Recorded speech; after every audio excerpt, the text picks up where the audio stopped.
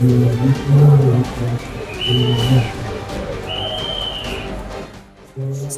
નવી civil hospital ફરી એકવાર વિવાદમાં છે.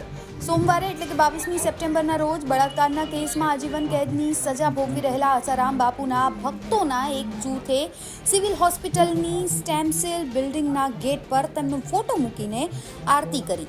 આ ઘટનાના કારણે ભારે વિવાદ સર્જાઈ ગયો છે, કારણ કે હોસ્પિટલ સુપ્રિન્ટેન્ડન્ટ ડોક્ટર ધરિત્રી પરમારને આ અંગે કોઈ જાણ નહોતી કે કોઈ પરવાનગી લેવામાં આવી નહોતી.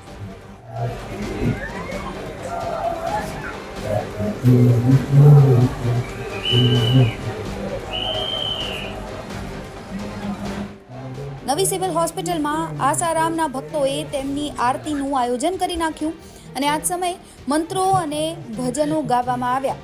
આશ્ચર્યજનક રીતે હોસ્પિટલના કેટલાક ફરજ પરના અધિકારીઓ, જેમાં પીડિયાટ્રિક્સ વિભાગના વરિષ્ઠ વિશેષજ્ઞ ડોક્ટર જિગીશા પાટડિયાનો પણ સમાવેશ થાય છે, તેઓ આરતીમાં જોડાયા. હાજર સિક્યુરિટીના જવાનો પણ આ પૂજામાં સામેલ થઈ ગયા.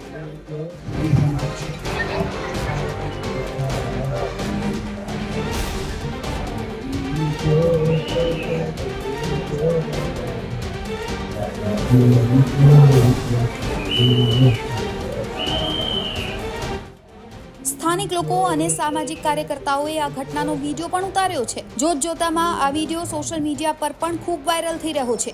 ઉલ્લેખનીય છે કે આસારામ બાપુને 2018માં કોર્ટે બળાત્કાર કેસમાં આજીવન કેદની સજા ફટકારી હતી. 2023માં ગાંધીનગર કોર્ટે પણ સુરતની એક મહિલા પરના બળાત્કાર કેસમાં તેમને આજીવન કેદની સજા આપી.